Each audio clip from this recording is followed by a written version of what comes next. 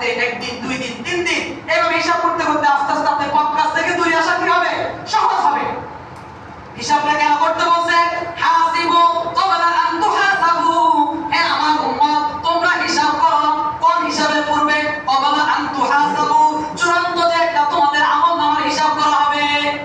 তোমাদের যে চূড়ান্ত একটা আমলনামার হিসাব হবে, ওই আমলের হিসাবের পূর্বে তুমি একটু নিজে নিজে তোমার আমলটা কি করো, হিসাব করো। ওয়াজিনু ক্বাবলা আন তুজানু, তুমি একটু পরিমাপ করো। আমরা প্রত্যেকে জানি আমাদের আমলনামা করি, আল্লাহ তাআলা মিজানের পাল্লায় কি করবে? পরিমাপ করবে। কার পাল্লা আমল কতটুকু, নেক আমল কতটুকু। আল্লাহ হাবিব বলে ওয়াজিনু ক্বাবলা আন তুজানু, হে উম্মত তোমরা একটু প্রত্যেকে মাপো, পরিমাপ করো। কোন পরিমাপের পূর্বে? চূড়ান্ত পর্যায়ে যে তোমাদের আমলনামাগুলি, তোমাদের কৃতকর্মগুলির পরিমাপ করা হবে, ওই কৃতকর্মের পূর্বে তোমরা তোমাদের নিজেদের আমলগুলোকে একটু নিজেরা পরিমাপ করো, নিজেরা পরিমাপ করো।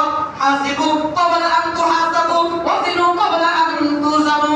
এই জন্য প্রত্যেকে একটু চিন্তা করি, ফিকির করি যে আমার নেক আমলের পাল্লা কতটুকু আর বদ আমলের পাল্লা কতটুকু।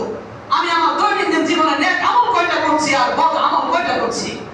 এইভাবে মুহাসাবা করে অন্তত রাতে বিছানায় যখন শুইতে যায় তখন মুহাসাবা করে আস্তে আস্তে নিজেকে পাপ কাজ থেকে কি করব? ঘুরাই নিয়ে আসবো, ফিরাই নিয়ে আসবো। নিজেকে আস্তে আস্তে পাপাচার থেকে কি করব? দূর করব। আর নামাজের পাবন্দি করব।